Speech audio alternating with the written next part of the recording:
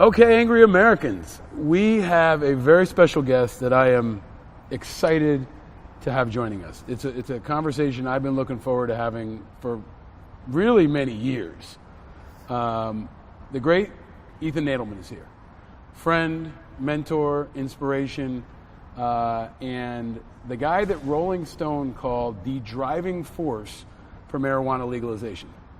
One of many things you've been called. But first off, man, thank you for being here at the Classic Car Club Manhattan and joining us on Angry Americans. Well, hey, Paul, it's a pleasure to be on, and I've been admiring the work that you did with IAVA, with vets and stuff, just for a long time, and getting to know you. And now, you know, in my kind of semi-retirement life, it's good to be able to do things like this. Absolutely. So, again, we're at the Classic Car Club Manhattan, so if you hear some noise, there might be cars starting up. We are having a cocktail, as is the custom on this show, and I asked you what cocktail you wanted before you were on your way over here. And can you tell folks what you chose and why? Well, you know, you put me on the spot, Paul, and I went through a Negroni phase about 10 years ago, and then kind of fell out of it, but then I was just reading that Negroni's making a comeback, so I thought, what the hell? Absolutely. Well, cheers. Salute. Cheers. It's a good summer drink. We had Wes Moore on recently, and he chose an Aperol Spritz. So I think this is like a stronger cousin of an Aperol Spritz. Given that it is the afternoon, I probably should have gone with a Spritz, but No, what the hell? You're retired. Exactly. But you're not really retired. So part of why I'm excited to talk to you is there is maybe never been more going on in America and in the world on drug policy. Mm-hmm. And you are the godfather of drug policy. You are the godfather of advocacy. And even, you know, drug might not even be the right way to frame it. So as we talk, you know, part of what I'm going to talk about earlier in the episode is kind of where government is right now. Mm-hmm. And I think around the world, people are frustrated with government. And sometimes that extends to how we're handling Iran. Sometimes it extends to how we're handling people coming across the border, children. Mm-hmm. And maybe most recently and most astutely for many people, it's drug policy or the failures of drug policy. So you've been in this game for decades. Can you kind of set the stage and tell us, you know, maybe go back to where did this start for sure. you? I mean, and when did it start? I mean, part of it, you know, stemmed from growing up, born in New York City, grew up in Westchester, in a Jewish religious family. My dad was a rabbi. My mom came from an Orthodox family. And never tried pot in high school, barely. And I go off to college, and I start smoking weed, and I liked it. And I'm wondering, like, why are people getting busted for this? And I like booze, too, which was obviously more of a problem. But, you know, people were getting busted for this. So it just kind of registered for me for a while. And this was in the mid-'70s. And then in the 80s, I was in graduate school. I was doing a law degree as well, trying to think what I was interested in, not taking my future in academia very seriously. And a friend of mine said to me, Ethan, you've always been interested in the deviant side of life. Why don't you do something about drugs or deviance? And so I said, what the hell? So I decided to write a dissertation on the internationalization of drug control and all that stuff. And I landed up talking my way into the State Department's Narcotics Bureau. I got a security clearance. I wrote a classified report on drug-related money laundering. I went all around Latin America, Europe, interviewing DEA and foreign drug enforcement agents and CIA and FBI and customs in 19 different countries. I went on little operations with them. I mean, I basically went undercover on the undercover guys because my views were always the same, which was that the drug war was essentially idiotic, cruel, and stupid, right? And I came out of that, went to teach at Princeton in the late 80s, and the drug war, which had been a kind of backwater issue in the early 80s, right.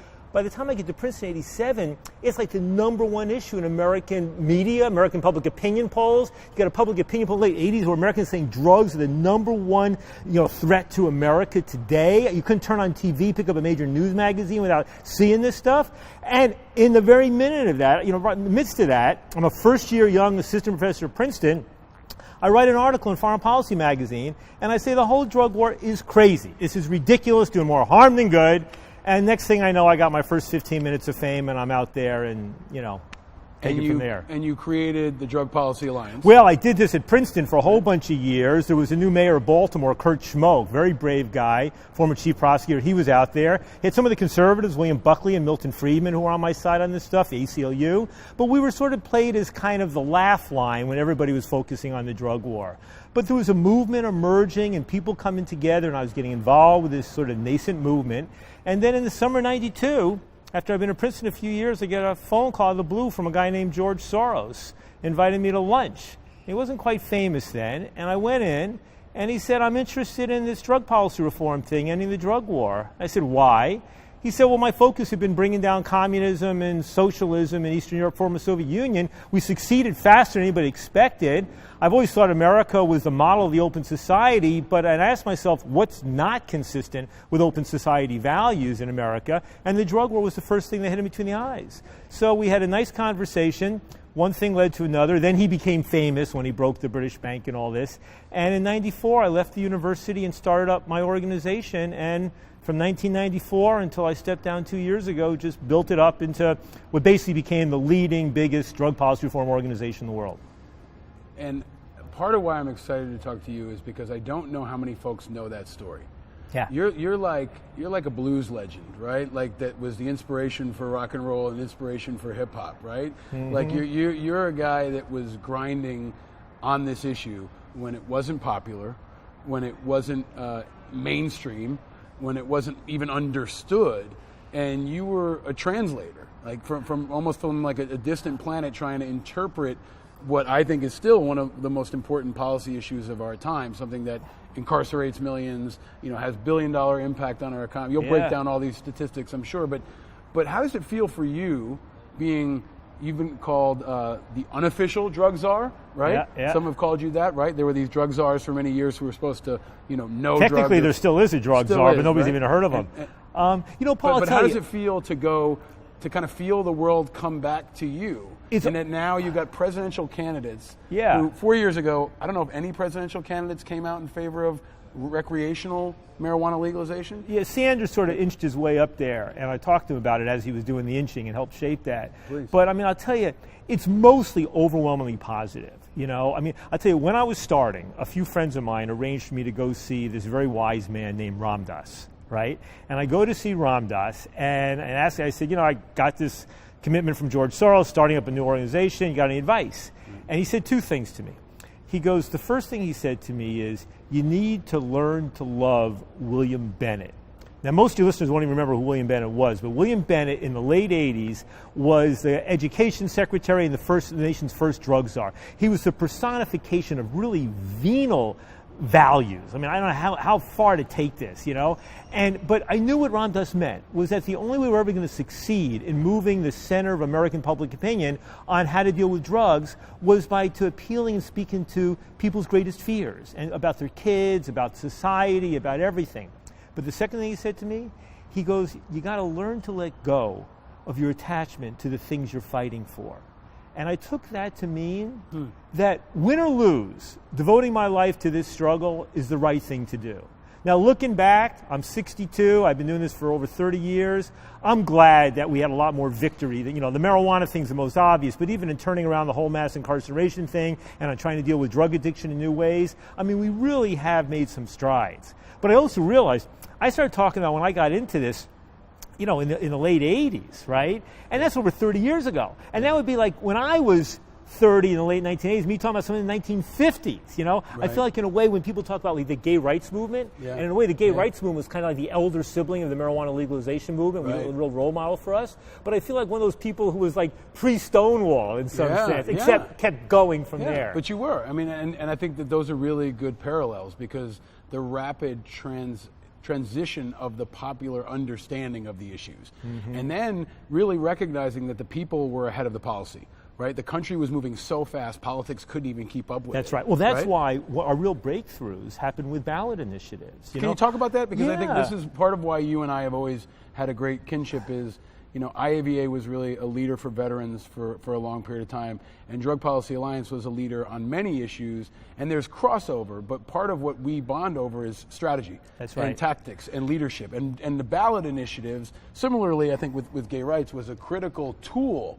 in moving the way things changed in this country. You didn't just, wake up and all of a sudden it was changed. No, there exactly. was a concerted strategy that you led. So can you talk about that? I mean, I really think about my evolution. I think about the first 6 years or whatever in the 80s. It's really understanding about the drug war and the history of the drug war and where it came from. Understanding that the reason that some drugs are criminalized and others not has very little to do with the relative risks or dangers of these substances, and almost everything to do with who uses and who is perceived to use these substances.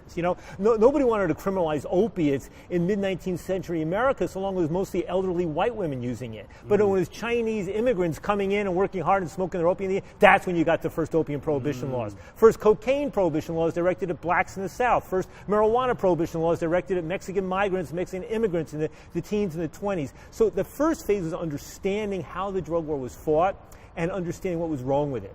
The second phase was still an intellectual phase of trying to think through what would be the ideal way to regulate drugs. And so I put together a working group at Princeton of distinguished academics and really trying to think through the ideal model. But there was no market in public opinion for an ideal way to deal with drugs back 25 years ago. So the third phase was the beginnings of the political thing. And that's when I had started up with Soros, and an opportunity emerged. There had been some local activists in California who were trying to do a medical marijuana initiative. And they barely had a pot to piss in, and they didn't have the sophistication to, get anything going.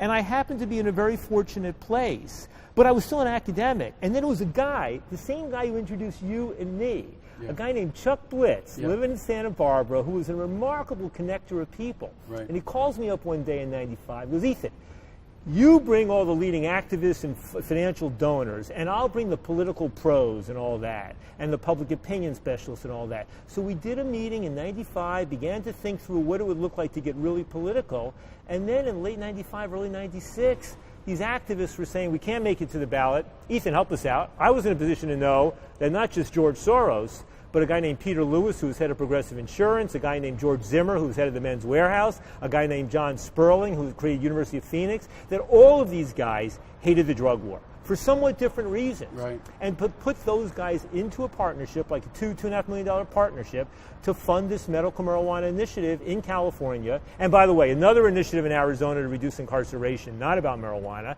And basically put this together, organize the campaign, and come November '96, we win, we legalize medical marijuana in California. Our initiative in California gets a higher percentage of the vote than Bill Clinton did in his re-election, which was a lot. Wow. Yeah. Wow. So that was a key domino, maybe one of the toughest in creating the momentum behind the political change. Yes. I mean, what it did was it was where the nascent drug policy reform movement showed that we could play ball in the major leagues of American politics. And it shook things up. A month later, the cover of Newsweek, like, medical marijuana, are all drugs going to be legalized next? I mean, it was still being sensationalized and not being seen in the much more incremental way we were doing it, but it was a breakthrough. It was a victory. It was a major. And then you couldn't be ignored in the same. I want to take a step maybe backward and forward in recognizing that part of, I think, your brilliance in understanding this is that it would be a slow evolution, but this was not a partisan issue, right? And my audience, our audience, is made up of a number of unaffiliated independents.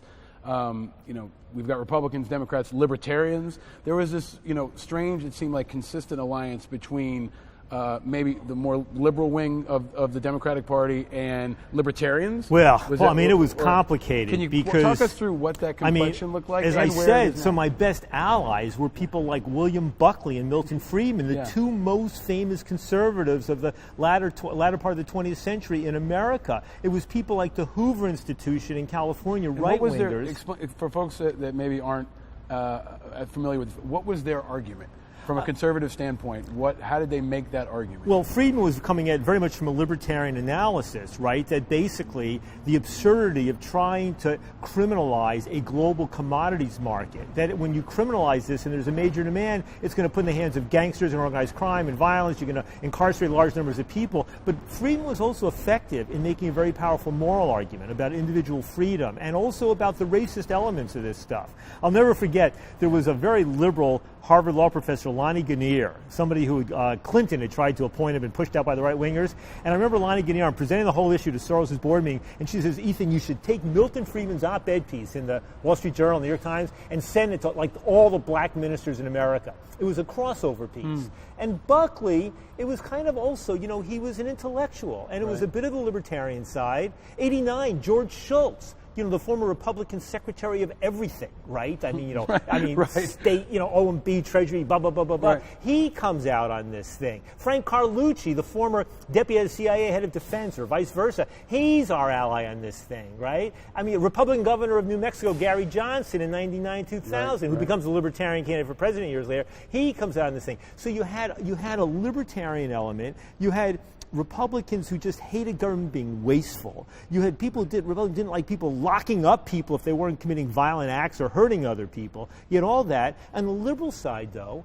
we had some allies, but you had a lot of people. This was the issue where liberals could sound like conservatives. Right. I mean, I had liberal professors, my colleagues at Princeton, and they were totally liberal, but drugs, oh, what about my kids? Or you'd be talking to African-American leaders, and they would be sounding like right-wingers. They'd be more likely to line up with William Buckley. Drugs are destroying our community. Don't you talk to me about decriminalization, medical marijuana, all this sort of stuff. So it took a while for the liberals to come around now. Was that propaganda? Because I grew up at a time where, Nancy Reagan, the drug wars, people, marijuana was a gateway drug, and if you smoke marijuana, you were going to end up on crack, and then you were going to die, right? That was kind of the fear. I grew up at a time in the 80s where you were kind of scared of three things. Yeah, the DARE program. Well, you were always scared of the Russians, right? You were scared of drugs, and you were scared of AIDS. Right, like those are the three things that you were kind of always terrified about. Yeah. And now times have changed, except for maybe one of those things. Well, but I'll tell you. But can you talk about how do you view that message? Why were those people so passionately really against their own interests? Well, look, part of it was, think about the drug war as like McCarthyism on steroids, right? In the sense that, as with McCarthyism, there was a real issue of a Soviet threat, and there was a real issue of communist spies in the State Department, this sort of stuff. But the Soviets were not lapping at our borders, and you didn't have a spy under every bed, right? And similarly, we did have a real problem with crack cocaine and the devastating effect in inner city communities. We did have a problem with drugs coming from abroad. We did have all these sorts of problems. But the truth is, the magnitude of the drug abuse problem was a fraction of what people perceived it as, right? And I mean, so and our notion of being flooded with drugs was just absurd, right? So you had, and people got crazed in the same way they did in the early 50s with Joe McCarthy. They got crazed. Oh, my kids, marijuana. With Nancy Reagan's, one of the lines they use, the most dangerous drug use in America is a recreational adolescent marijuana consumer. Why? Because if you're using marijuana responsibly, you're sending the wrong message to everybody else. I mean, that was the thinking back then. That was the line of argument. And among black leadership, Charlie Rangel, very powerful Harlem congressman, chairing the Select Committee on Narcotics in Congress. Right. I mean, Charlie Rangel, he was the one, cheerleading the drug war. He was, in bed with the right-wing reactionary William Bennett. The only thing they were different about was Bennett was saying, let's chop off their heads, and Rangel was against the death penalty and say, do a little more drug treatment. Jesse Jackson, the same thing. These guys in the 80s were just cheerleaders for the war on drugs, and it took a younger generation of black and brown leaders coming up to basically teach the older ones that they had lost sight, they had lost all perspective on this stuff. That basically the whole notion that a drug war was going to help poor black people in the inner cities was just bull. It was just bull. Right. And that essentially what the drug war was a massive housing program of spending hundreds of billions of dollars building upstate prisons, hiring poor, white, not very well-educated people as prison guards, and shipping hundreds of thousands or millions of young black and brown men up to those upstate prisons, because every time you arrested one young black man, it was going to be replaced by another one, since there was always a market for these drugs in the first place. Right. So it was just ridiculous, crazed thinking. And it was part of my role, and the organization's role, was just to keep hammering away at both the liberals and the conservatives and the moderates, saying, don't you understand? The drug war violates everything that you as a liberal and moderate conservative stands for. That's what we were doing. I drew a parallel with Wes Moore in a recent episode where we both talked about incarceration. I talked about when I was arrested for marijuana possession and how that impacted my view of this issue in a really, really personal ways. But I also drew a parallel between the war on terrorism and the war on drugs, right? In that they're both kind of forever wars. They don't have a clear objective. They don't have real congressional oversight. Much of it is based in fear.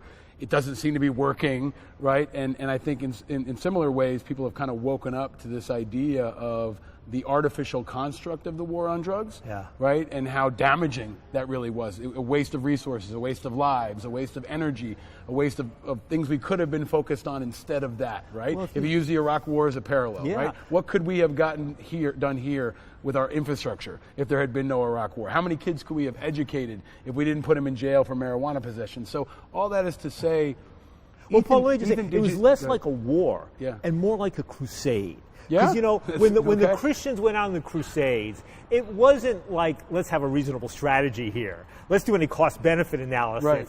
It wasn't a strategic plan, right? It was basically like, let's march off to, kill the Muslims and take Jerusalem or whatever. And sometimes the Muslims doing the same thing. And there was no analysis, right? It was literally a crusade. And when the slogan came up to create a drug-free society, which is in a way a totalitarian sort of objective, it meant that we'll pay any price and bear any burden in order to create a drug-free society, and so that any amount of money is worth spending. It means that legislators would introduce bills that would say, well, we're going to increase the penalty for selling cocaine from 2 years to 5, 10, 20, 30, 50, mandatory life, without any sense of what's that going to cost and how much money is that going to take away from something else? Or is it really going to have an impact on the market? Or in fact, is it actually going to have a backward impact on the market and encourage even more violence in the markets or even more young people coming to the market? So there was a mindlessness to the whole thing, but people didn't want to stop up. They were afraid that if somehow you said, wait a second, let's just have a reasonable analysis. How about a cost-benefit analysis? Let's kind of think what makes sense. Maybe we should look at what the Europeans are doing, because they seem to be dealing with their drug problem a lot more successfully than ours.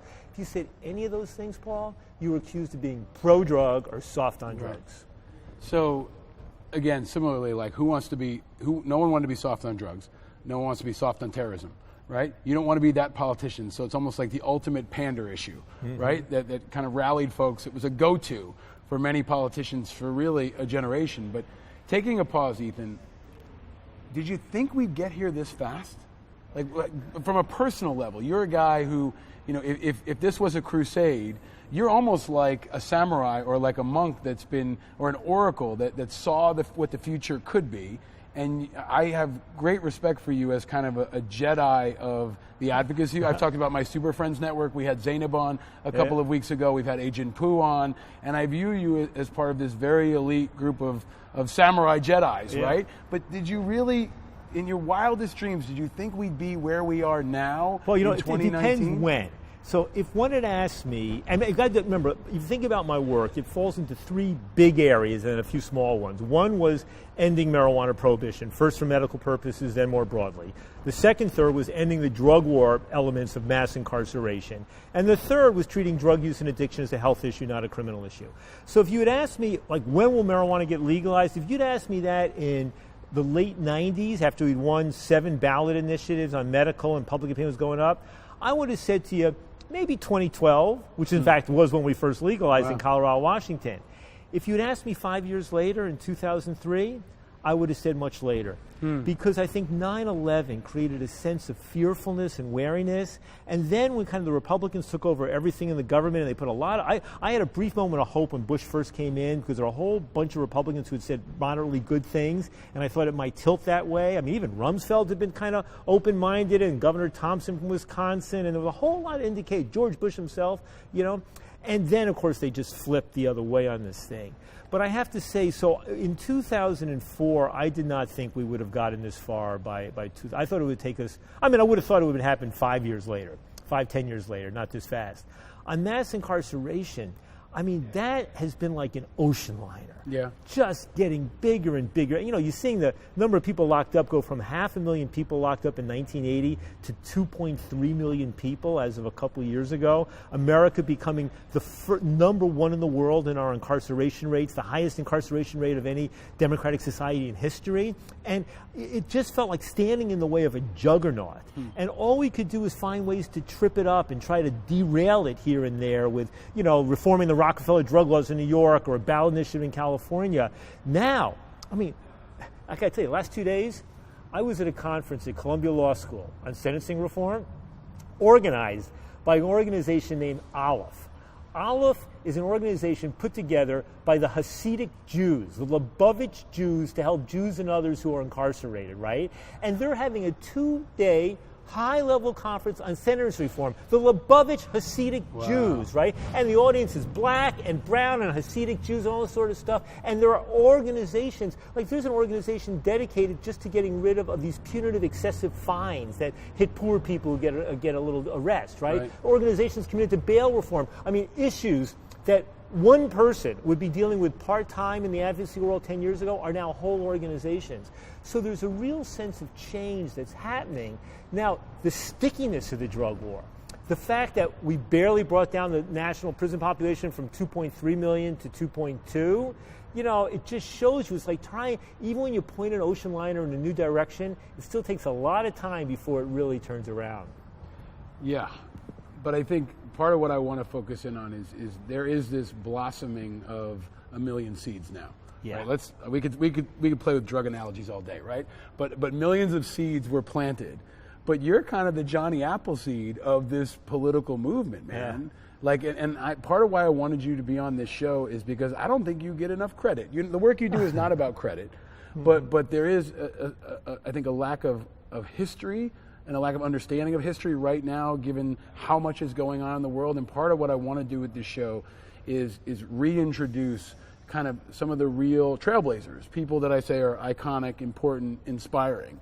Yeah. And I just want to take a moment because I think we'll get a lot of great feedback from this episode for especially younger folks who don't know you, right? And they need to know you, and they need to be reintroduced to you because you were prophetic. Like, you saw a lot of this, but you also cultivated it. Yeah. And it's now blossomed into this amazing thing that I think is better for America, better for our health, better for our national defense, better for our world. Yeah. So on behalf of the country, I want to thank you. Well, thank you very much. And thank you for having me on. I appreciate you saying that. You know, you start off by asking me how I feel about all these changes. And so it's overwhelmingly nice to be successful and to feel like, you know, the granddaddy of this thing and that. But it's also, I mean, look, it's nice to step back and go, wow, I set my life course to try to end marijuana prohibition, and it's not done yet, but it's going to happen, and it's happening, right? I set my life course to try to pull back mass incarceration, and it is definitely moving in that direction, right? I set my life to try to be more humane and driven by science and dealing with addiction, and it is happening in that way. So I feel a tremendous amount of satisfaction out of that, and pride. You know, in the last few years, I'd be standing up, you know, at some of these marijuana industry conferences, and I'd say, how many of you ever heard of me before I got here? And like maybe a third would raise their hand or whatever, and I would say, I look at them and I say, you want to know something? I'm your fucking daddy, and you don't even know it, you know? And you'll get a laugh line, but it was actually true. So there is this sense, that's why I appreciate what you're saying, there's also some sense of seeing all the people out there, you know, all pro-drug reform and legalize marijuana. You look at almost all the Democratic candidates except Biden. You look at all these others. And I remember being with them, and I know a lot of them, right? And I know I'm going back many years. And I remember how totally gutless they were on this issue. I remember how they struggled to do the right thing. I remember how often they did the wrong thing. You know, I mean, look at Joe Biden. He's trying to backtrack on a whole bunch of stuff now, but he was a terrible drug warrior. I admire Cory Booker, because he's been out there for a long time pushing the right way. I admire Beto O'Rourke, who first cut his teeth on this issue and has been bold and Beto O'Rourke's a guy who wrote a book about why we need to legalize marijuana before he ran for Congress and still won in El Paso, right? And there's a bunch of the other candidates who are pretty good, but I look at a whole bunch of these others and I'm like, oh, come on, guys. You're trying to live down a past. I look at how long people just took the conventional view, and it's only, you know, you said it before, the politicians trailed behind the public on this stuff. It used to be a disqualifier for elected office if you had smoked marijuana, right? That's right. Like, that was an issue people would struggle with to acknowledge whether or not. I mean, when I was growing up, I remember being around people who said, I don't want to smoke weed because I might run for office one day. Yeah. Right? Yeah. That was considered a disqualifier. And my response line of late has been, you know what marijuana is a gateway for? The White House.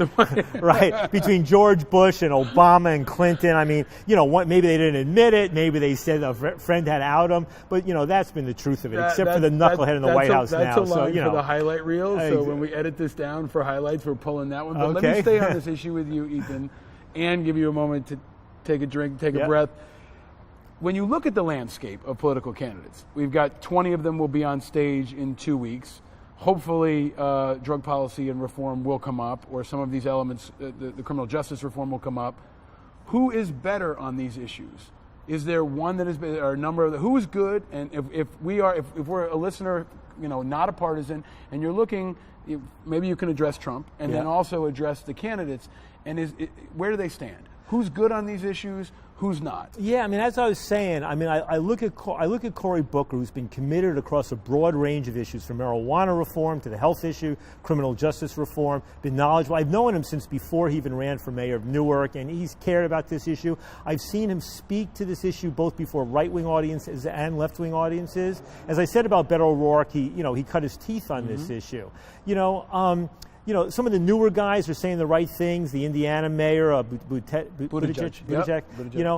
Biden, as I said, has just been bad for a long time. Bernie Sanders, never quite comfortable. But I talked to him when he was running 3 years ago, and he came around and ended up doing some good stuff, landing on the right side.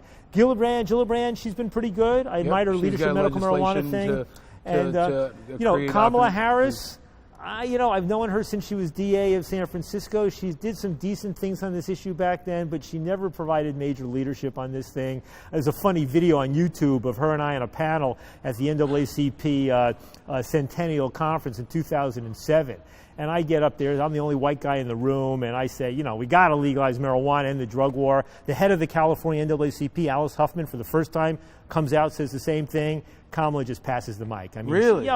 She knew she wanted to run for a higher office, and this was not going to be opportune. And other issues. So I'm a little more jaundiced. Even though I respect her, her. We will tweet that link. We'll tweet it from Angry Americans. But I think these are important questions to examine, because I think they're a question of courage, a question of moral courage, a question of, do you put your own political interests ahead of those of the country, right? Especially at this moment. Because there was a point, even you could argue a decade ago, where politicians knew what was right. And the question was, did they have the courage to come out and say it? So I think going in the way back machine on some of these issues is illustrative, because you can see that moment. You see them calculate in their mind what their heart says versus what their brain is saying. Right. And this issue, maybe more than any other, it's like a truth-telling question. But I am empathic and sympathetic to the demands on politicians. So for me, the issue was not. I recognize that part of being a politician is you don't just always speak your mind. You have to tailor things, be sensitive, think about timing. But the question I do ask is, to how much do they care enough to think strategically about how far they could go? Did they care enough to think about how they could frame the issue so they could do more of the right thing, the wrong thing? Were they willing to take a few risks on this issue like they might in other areas? Right. And that's what I wasn't seeing from a lot of these folks. So let's go to Trump. Like recently, he passed pretty significant legislation. He's standing up there with Van Jones, right? Unlikely allies. But where is Trump on these issues, and what happens if he's reelected in relation to these issues? Well, I was very worried when Trump appointed Jeff Sessions to head the Justice Department, because, Jeff Sessions really was a drug war dinosaur and a reefer madness, retrograde throwback. So I was very worried. I was worried there was going to be more of a crackdown on the marijuana stuff. That did not, in fact, happen. I think Trump doesn't really care about the drug issue. 25 years ago, he made a comment, we should just legalize everything, right? And he obviously is indifferent about the marijuana thing and fine with the medical marijuana thing. I think for Trump, Paul, it's interesting. So little in the way of bipartisan legislation got through Congress in the last 2 years, but two of the biggest bills that got through with bipartisan support that the president signed, one was on sentencing reform, very bipartisan, and the other one was on dealing with the opioid epidemic, right? Both of those. So two issues which had been the third rail of American politics, something we're all scared to deal with, actually were like two of the principal examples of bipartisan collaboration. So in that sense, I think we did see some movement. The fact that the opioid epidemic was hitting hard among Trump's base, if you look at those districts around America that have the worst opioid problems, especially among white people, and if you look at the districts where people most flipped from voting for Obama in 8 and or 12 to Trump in 16, there's incredible overlap between the ones that switched from the Democrats to Trump and the ones that have a major opioid issue. So Trump knew he had to address this. when all those guys went up to New Hampshire back in, was it 2015? And you go to New Hampshire, massive opioid overdose problem, addiction problem. They knew they couldn't, talking tough on drugs was just not going to work anymore. So Trump, I think for Trump, the drug issue only matters in two frames, really. One is if he can link it to the whole thing about the borders and Mexicans and all that sort of stuff, then that. Or if he can somehow play on people's fears around crimes and black people, he'll do that. But apart from that, he doesn't care about the drug issue, and he knows he needed to do something on the opioid issue vis-a-vis his base. So they've not been as bad as I feared. So thank you for that. And by the way, William Weld, who wants to make this valiant effort to give Trump a challenge in the Republican Party, he's been he's been very good on this issue. He's got a libertarian streak. He's been saying the right things long before it was politics. Maybe not when he was governor of Massachusetts, but he's been a good guy for a long time. I'm glad you mentioned that, because some of the candidates that are stronger on specific issues or focused on specific issues, Andrew Yang's talking about technology policy, right? There are going to be candidates who run that are almost one-issue candidates because their entire strategy is to further that issue on the national stage. If they get a debate stage, they can do that. It's good to hear you even mention Weld's name, because I think he gets forgotten so often, and for Republicans listening, they may not know they have an alternative, at least option. It's an unlikely option, of course, but to hear that from you, I think, is important. Any Republican who is first and foremost anti-Democrat and can't live with the thought of a Democrat in the White House, and Trump's renomination appears inevitable, barring some major, some bizarre happening.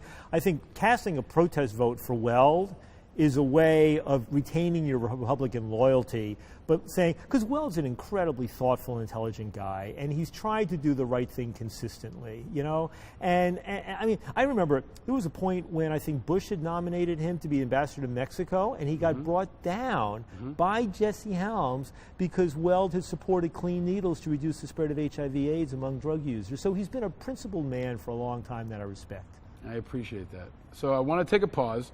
We are at the Classic Car Club. We are now in our 12th episode. You are our 12th guest, and that is exciting for us.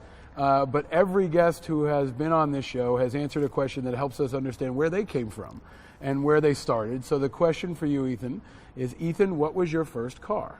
Well, you're not going to believe this, Paul, right? I mean, my first car was a mandarin-colored VW convertible Bug that Richard Nixon gave me in 1975. Tell us more. I'm bullshitting. I had to say that one to you because I saw your post about Zainab's story about the pistachio car from Son of a Zainab. So I said, what the hell? How could I top that? I was like, wow, this is actually better than Zainab's car that she got from Son of a Zainab. I know. I had to try to top her thing. Wow. Yeah. No, that would be cool. Wow. Wouldn't it be nice if that were true? The crew filming this almost fell over. So did you. My mouth is dropped. If you watch the video, go to our YouTube page, angryamericans.us. You will see that reaction. Yeah. That would have been good. I know. Well, Zainab's story was so good. Zainab's story is unbelievable. I know. Totally unexpected. I know. If you're listening and you haven't gone back, listen to the episode with Zainab Salbi where she explains her very first car. She actually gave us a two-prong answer. One was the car she bought for like $400 when she first came to America. That was the first car she bought herself, which I think was a Chrysler. But then she got a mint green Mitsubishi personally gifted from Saddam Hussein. Yeah, right. Wow. Okay, you never cease to surprise me. The truth, what's the real truth answer? Was really, it was my dad's car. It was a Pontiac Catalina 400. It was the car I learned to drive on. I first got my driver's license on.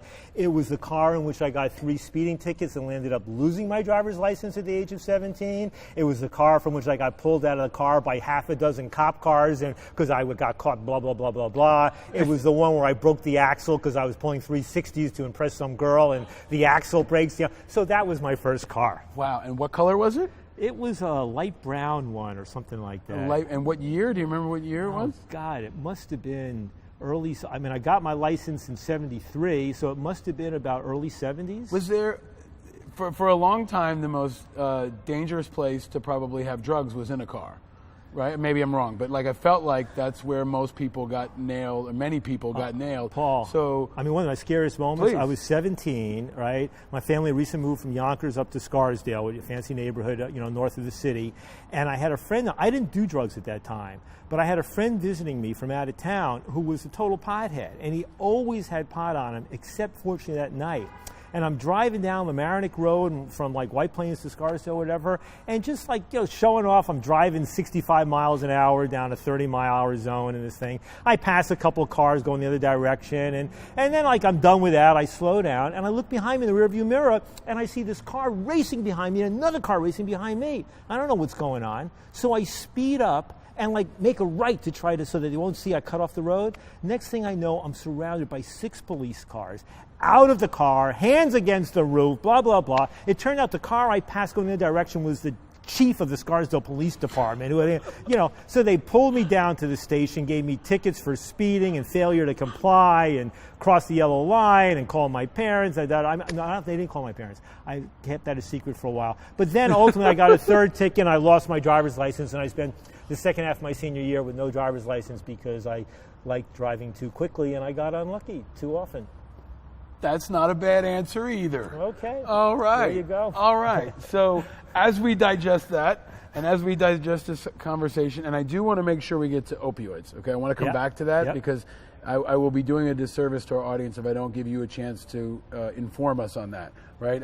I talk in every episode about how I want to bring integrity, information, and information from you, I think already has been really, really inspiring. And then impact and inspiration. And I think your story is an inspiration, but I also ask every guest what makes them angry. So, Ethan, what makes you angry? I think, Paul, it really comes down to the combination of stupidity, cruelty, and prejudice.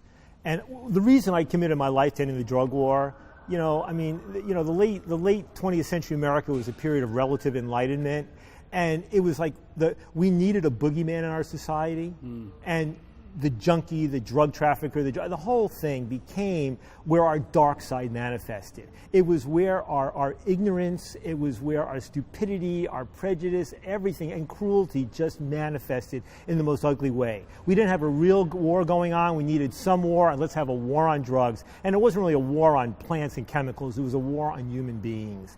And so it's that combination of stupidity and cruelty and bigotry that really just drives me and makes me, furious and want to fight for change. And for 30 years and even today, if you scratch me, I just get animated, and I hate the drug war and the things that resemble it because it just personifies that. I mean, the thing about the drug thing, it's like somebody who rapes, kills, murders, even steals, they deserve to be punished, and that can include prison time, maybe even long prison time. Somebody who puts a drug in their own body, doesn't hurt anybody else, doesn't get behind the wheel of a car, why are we taking away their freedom? Why are we taking away their kids or their job or anything like that? And even somebody, an adult, who sells drugs to another adult, what do we care? What difference does that make? Why is that person any different than somebody selling booze to another adult, or cigarettes, or guns, or motorcycles, or whatever, right? So the notion that people deserve to be punished and hurt because they did something we don't like, I mean, that's where the whole war on drugs is like the persecution of homosexuals, or the persecution of people based upon religious views, or things like that. And that kind of thing just... That's why I was excited to ask you that question.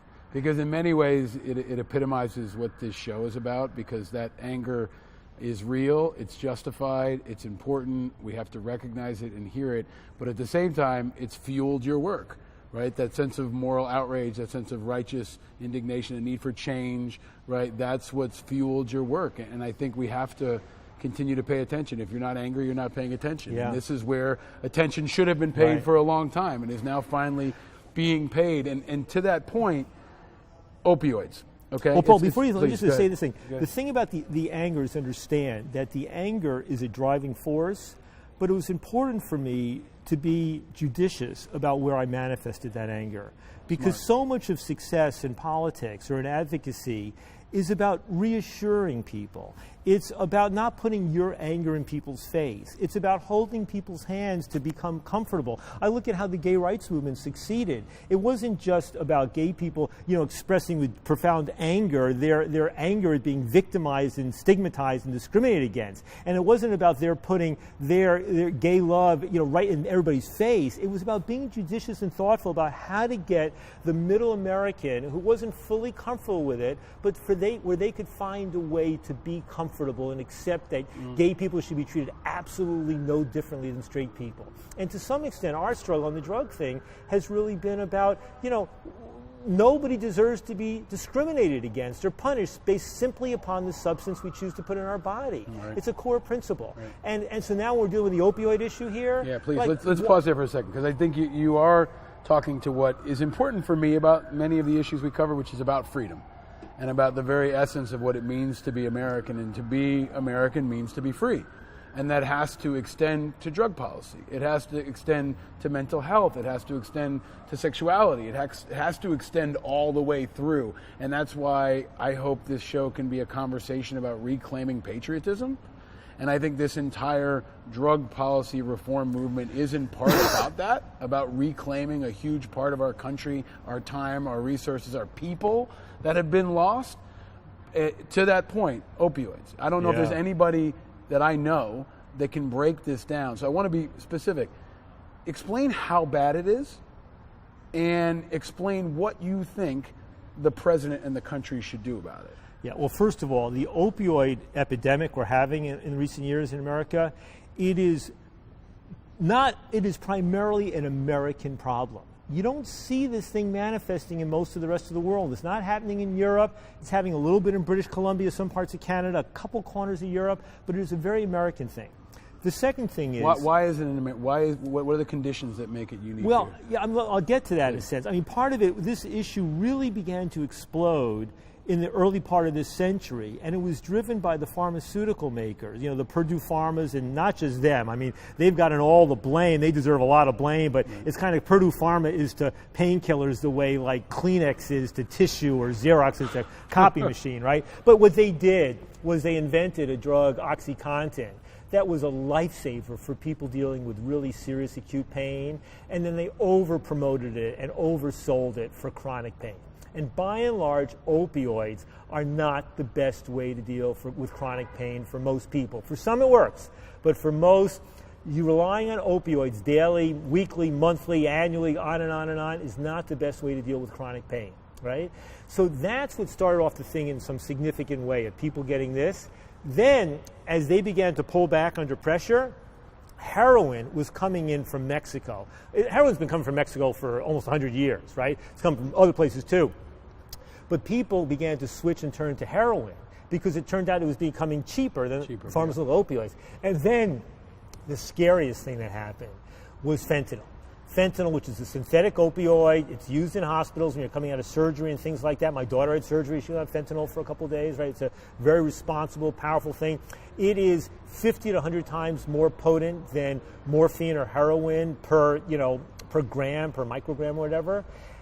But some of this started coming in from China, either via Canada, Mexico, whatever. The thing about, what you have to know with most opioids, including heroin, is that it's very unlikely that somebody's going to die of an overdose if all they use is heroin. Most overdoses are really not about just taking too much heroin. They're actually fatal, toxic drug combinations. It's when you combine opioids with booze or with benzos, the Valium-type drugs. Fentanyl, different. It's so powerful that it all by itself can cause people to stop breathing and die. So if you look at the stats, pharmaceutical opioids accounted for the biggest part of overdose fatalities from 2000 to 2007. Heroin for the biggest part from 2007 to 2014. Now fentanyl has got the biggest part. So here's the thing. Now why is it happening? I mean, by and large, we live in a pill-popping culture where people want instant gratification. We live in a culture where doctors don't have the time to deal with patients and aren't really well trained in dealing with pain, nor are nurses. We have a situation where insurance companies find it easier to pay for pills than to pay for, the things that really might make a difference, like physical therapy or psychological counseling or things like that. We have, pharmaceutical companies and distributors that can make a lot of money doing this sort of stuff. We have, millions of Americans, not just black and brown, but white, who feel kind of hopeless about their future, who see that the chances that they're going to be able to provide for their kids the way their parents provided for them, or are losing a sense of hope about this. And opioids is the thing that helps take away people's pain. It's efficient at distancing people from physical pain, but it can also dull emotional pain, sometimes in the way that alcohol does as well. And so you just have this kind of multi-dimensional problem right now. And then on the flip side, you have people who won't do the things we know works. Like, for example, everybody loves most people love 12-step programs, right? AA, NA, all this sort of stuff. Right. And God bless them, millions of people have embraced recovery and succeeded through that. But its success rate is remarkably low. The vast majority of people go to AA, NA, do not recover, do not get better. They fall off the wagon, get back up. And the problem is when you fall off the wagon, you have a risk. It used to be a risk of getting AIDS, now it's a risk of dying of an overdose, right?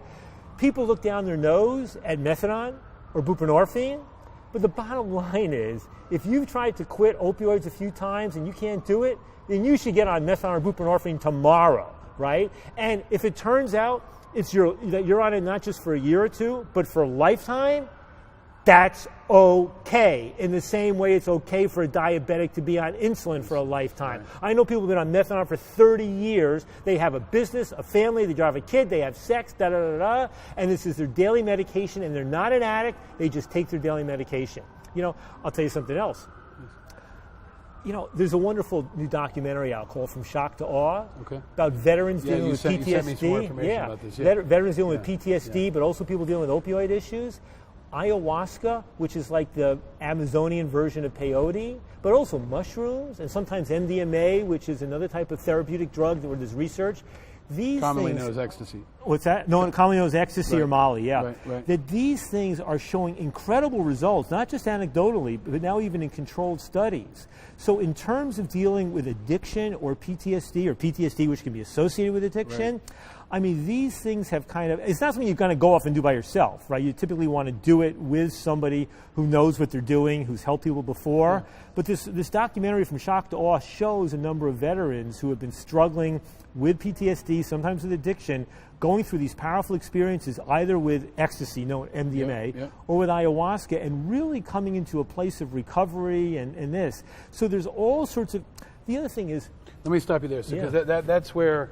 another time when our worlds intersected, because my work in the veterans community put us in a place where our organization, I believe, was the first to call for changes to the categorization of marijuana, to call for medicinal marijuana access for veterans, for the VA to test, and we hope recognize the medicinal value of marijuana, which is still a problem right now, right? The federal government and the VA do not yet support and recognize medical marijuana as an option for veterans, which is a problem, and I'll post a link to legislation that people can Paul, access. In some states, half of all the medical marijuana patients in a state like New Mexico a few years ago were vets. Right, and what we've seen is, here's the ultimate, going back to the issue of freedom and government control.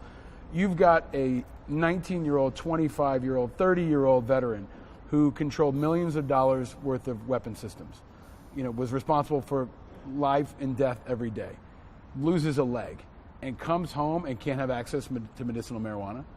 I think that is the apex of how broken the policy is.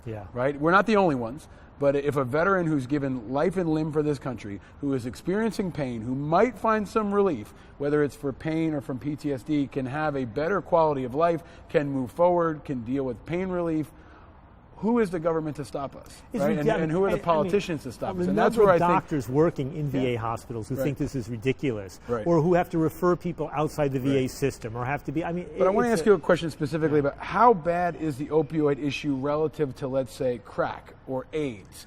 Like, do we have a modern historical parallel? The number to how of many people were losing? dying of an opioid-related overdose in the last year or two exceeds the number of people dying of AIDS at the height of the AIDS crisis. It exceeds the number of people dying of alcohol-related auto accidents at the height of that crisis. In fact, I think the number is greater than the combination of all alcohol-related fatalities, and it's higher than the number of people dying of gun fatalities, both suicide and homicide, right? So we're talking about an epidemic that is of monstrous proportions.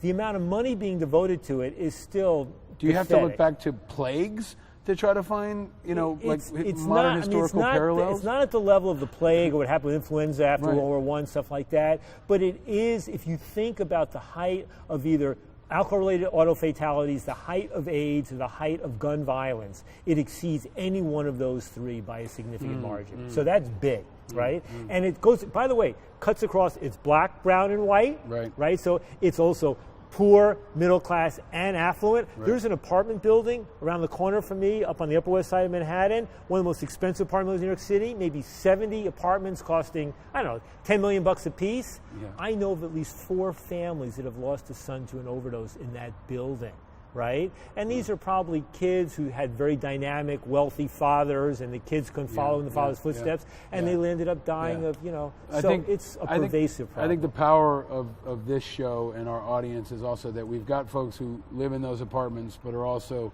living in rural areas, or living in trailer parks, or living in housing projects. They're really representing, the deepest urban and the most remote rural. And they see this show and the issues we cover as things that can bring people together. And I think drug reform and policy reform is one of them. And I wonder, is the language in part out of date? Like when we say drugs, should we call it drugs? And when you earlier said I do drugs, right? Should we change the way we speak of these things? Yeah, drugs. You Google on drug and what pops up? Marijuana, Prozac.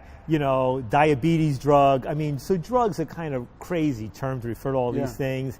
The people who talk about things like mushrooms and ayahuasca and peyote and that sort of stuff, they don't even want to call it, or even marijuana. They say, we're not talking about drugs. These are plants or plant medicines. So it is a backward term. I think, look, addiction's a weird thing. If you're living and you have somebody in your family who's an addict, a lot depends upon what kind of addict they are. If they're one of these people who kind of drinks too much or is addicted to opioids, but they're not violent, they're not hurting people, you learn how to deal with it. If you're in a family with somebody who's addicted and they're stealing, they're hurting, they're getting violent, it's very hard. So on one level, I say that the stigmatization and disparaging of people who are addicted is counterproductive. Right. It's one thing to be upset about their behavior and to say it's not okay to beat your wife or your kid or whatever. It's not okay to do that stuff. But I will say this, the notion, if you're a parent and you got two kids who are addicted, and one's an alcoholic and one's an opioid addict, the fact, you have to talk to a doctor, and the doctor's going to say that alcohol is probably doing more harm to your kid than the opioids are doing to your other kid, right? But under the law, that alcoholic kid, he doesn't go to prison unless he beats somebody up or gets behind the wheel of a car and gets caught, right? That opioid addict, all he has to do is be sitting at home taking that drug illegally, and he's a criminal and go to prison, right? That makes no sense. It's where the criminal law and the science are totally out of whack. So what I'd like people in your audience to know, if it's them or somebody you love, you care about, who's struggling with this thing, if you got a problem and you're hooked on these opioids, right, figure out a way to get into try the 12 steps, see if it'll work for you. If it doesn't, find what's called a harm reduction program with people who can help you pull back on what you're doing. Don't be shy about methadone and buprenorphine. When people say it's just substituting one drug for another, just tell them to shut up and understand that's like telling a diabetic that giving him insulin is just substituting one drug for another. Right. Or like telling somebody who wants to switch from cigarettes to an e-cig. You switch from cigarettes to an e-cig, you're reducing the risk of cancer and heart disease by 95%, right? So, understand that there are safer, more dangerous versions of these drugs. Understand that when it comes to dealing with pain, both physical pain and emotional pain, you don't always need drugs to do that. And obviously there's a spiritual piece to this, whether it's traditional religion or otherwise. There are other ways to deal with this stuff. If somebody's dealing with this stuff, and if you can get them to switch from opioids to weed, nobody's killing himself with weed. Nobody's ever overdosed on weed. So it's now backward, right? Weed used to be viewed as a gateway drug. into bad stuff, and now it's flipped, and weed could actually be the gateway drug out of bad stuff. Well, it can be. I mean, look, you never know, but I mean, basically, marijuana is so much. There was a DEA judge 30 years ago, Francis Young, who held years of hearings, and he concluded by saying that marijuana may be the least dangerous psychoactive substance commonly used in human history, and he worked for the DEA. Right? Wow. So the fact is, marijuana, nobody's ever died of marijuana overdose. Marijuana can be a problem drug. You don't want kids waking and baking. You don't want people, drinking and smoking and then driving. I mean, there are people where it can be a link to mental illness, but by and large, marijuana is less dangerous than cigarettes, alcohol, opioids, cocaine, a lot of pharmaceuticals. So, and if you have an opportunity to find a place where you can go through an experience with MDMA or ayahuasca or mushrooms with some kind of, it's hard to find them, but they're beginning to pop up around the country. Give that a try, because there's a reason why the guy who founded Alcoholics Anonymous, Bill Smith, at the height of his success, started to do psychedelics and mushrooms and began to believe that that was the key for addicts developing the spiritual insight that could get them beyond their addiction. Powerful, powerful. So you've given us a lot to think about. I'm going to want you to come on this show at least once a year, if not more often, to kind of break it down. But you led us to a point of inspiration, and the last question I'll ask you, Ethan, that I ask everyone is, what makes you happy? What's a thing or an experience or something? What makes you happy, Ethan? Love. I mean, it comes right down to it. Being in love with my family, with a friend, with my daughter, with my woman. I mean, those are the things that just light me up, and I'm never going to get away from that. I don't understand I don't understand how people can live without love. That's really the thing I least understand. I think that is a beautiful and important message, and you are one of my favorite people in the world to talk to. You are also a super cool fucking dude. Like you could write. You should speak. You could write. You are like the coolest dude I know. And Paul, what you've done with IVA, what you're doing now in these next phases, I am blown away. I mean, I am proud to call you an ally and a fellow activist and fighter for the good values in life, because I think that's what we're trying to do. That means here. the world to me, coming from you as kind of a Jedi master. But as is also tradition in the show, I have gifts for you. Oh. So we will unpack the gifts, and if you want to see what this looks like, go to our YouTube page, go to angryamericans.us. You can always see the video, but I present to you first these two gifts, Ethan. You want me to open it right here? Yes, please, open it, and we are for audio, so folks who are new to listening. Oh, wow. Peeps, marshmallow chicks. Now, this is not CBD Peeps. This is straight up Peeps. Wow. But the question is, you have three colors of Peeps, and I've been asking all guests so far this season, I've been asking them if you had to choose one of these colors. We've got yellow, blue, and pink. Which color would you choose, and why? Ooh, man, that's a really hard one, because they all look a little scary, Paul. None of them look real. The Godfather of drugs is scared by Peeps. Well, I like to look at my drugs and smell them before I try them, and but blue is a kind of lucky color, so I'll go with the blue, not just because I'm a guy, but. And it kind of, I drink the Gatorade. Some reason I picked the blue. I don't know why. Blue Gatorade's good. I'll go for the blue Peeps. All right. Ethan Nadelmann has spoken on the Peeps, and then in there we've also got some Angry American merchandise for you. Okay. That is American made in the USA, made by veterans at Oscar Mike, so you can rock that when you are further examining your Peeps. Yeah. Or when you're on one of these many. You go to some of the most interesting fucking conferences of anybody I know, man. Yeah. I was telling you that ayahuasca Congress in Girona, Spain, 2 weeks ago. So this is one of our longer interviews, but I think it's worth it. I cannot let you off the hook. Tell me about the ayahuasca conference in Spain. I mean, as I said, ayahuasca is like the peyote of the Amazon, right? And there are now. So for folks who don't know, you kind of have this vision of people being in a tent. But this is basically something, it's a very powerful, if you take in a big dose, a very powerful psychedelic. Unlike mushrooms, LSD, and other things where people would sometimes just take it for yucks and this, almost nobody takes ayahuasca outside of some type of ceremonial setting. Might be a religious one. There's some Catholic-type churches in Brazil and the U.S. that use it as a sacrament. There are others that are, you have traditional shamans in South America. You have people all around Europe, Latin America. I mean, even in Japan, for that matter, right now, you have people doing this stuff. But by and large, it's something that people have found remarkably valuable in terms of their spiritual awakening, in terms of kind of getting to grips with things that are happening in their life, in terms of personal growth. It's not always an easy drug. I mean, people can find themselves kind of hanging on to the earth for dear life. Yeah. And there are some people, if you got mental illness, you want to be a little careful with it because it is powerful. But the vast majority of people I know who have done it really swear by its transformative effect in their lives. I've just done it a few times myself, and both with very positive experiences. And here were 1,400 people from almost 50 countries gathered in Girona, Spain, the third such Congress in the last 5 years. Everything from traditional shamans from the Amazonia region to modern-day shamans to scientists, to ethnographers, to lay people, to journalists, to people just interested in this stuff. It's really, you see this. Is everyone doing ayahuasca together? No. 1,400 people from all over the world. No, there was one group, there was a thing like a women's session where 78 of the women went off to someplace an hour off-site, and they had a kind of, but it was a low-dose session, so it was kind of more bonding thing. I did not do it there, and people were not, when you do it, you need to take a day to do it, and you need a day the next day to kind of reintegrate everything. We're going on the road. I want to take this show to that conference next year, so maybe you can get us in, and my pleasure. We will take people deep inside. But that sounds, you have had an amazing life journey. The last gift I have for you, each week I pick a specific, please open it if you would. I'll hold your mic. And it is, every week I select a specific beverage for our guest.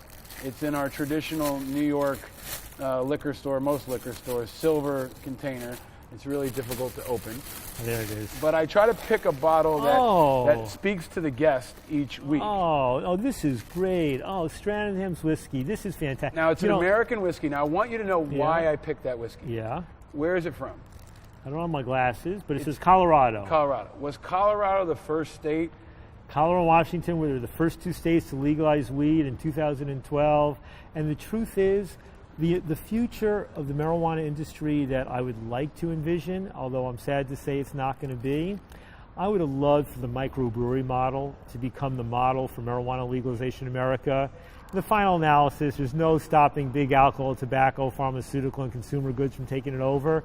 But in the same way that we now see the microbrewery share of both microbreweries, but also the distilleries, microdistilleries, playing a still small but ever-growing role in American industry, in job creation, I would like to see the marijuana industry move more and more in this direction. As it goes from illegal to legal, I hope we cannot become big marijuana. I hope we can become like the small batch, small brew, microbrewery model. That would be my vision. Outstanding. I think your vision is one that's a vision for the future. Ethan, for folks who want to keep track of you, what's the best way to track on your work? Well, I'll tell you, I don't have a website these days. I really am taking it easy. They can email me at ethan@nadelmann.net. I encourage people to go to the website of my organization that I founded and ran for many years, drugpolicy.org, leading drug policy reform organization in the country, in the world, major biennial conference coming up in St. Louis this fall. So if you want to get involved in drug policy reform, look, on the one hand, all politics is local. Think global, act local, all true, so get involved locally. But if you want to be engaged nationally in the big picture, Drug Policy Alliance is a key organization to be supportive of, help, do whatever you can. Awesome. And you are a true oracle. You are a patriot. You are the best of what Angry Americans is all about. You have done an immeasurable amount for this country. I like that Jedi Warrior line, man. Dude, put that one on. It's legit, man. It really is. I mean it. And I hope over the next few years the country will better appreciate your leadership and your vision. And every candidate for president should have you on speed dial. And I hope that we see you making many visits to the White House with some peeps in your pocket and a smile on your face, but knowing that the work that you have done has changed history. You really have, and will change the future. I feel that my kids are growing up in a better America thanks to your leadership. Well, and I know many other folks feel and seeing what you do with IAVA, I am really looking forward to seeing what this next stage and how you are going to change lots America. Lots of ayahuasca conferences, man. Lots of ayahuasca conferences, microbrew marijuana, and lots of more importantly than conferences is the ayahuasca itself, Paul. All right, that's it, man. Well, that would be a fascinating next episode. We may go inside the world of ayahuasca in the podcast. Stay tuned for that, folks, but an incredible conversation with the great Ethan Nadelmann. Thanks for tuning in to Angry Americans.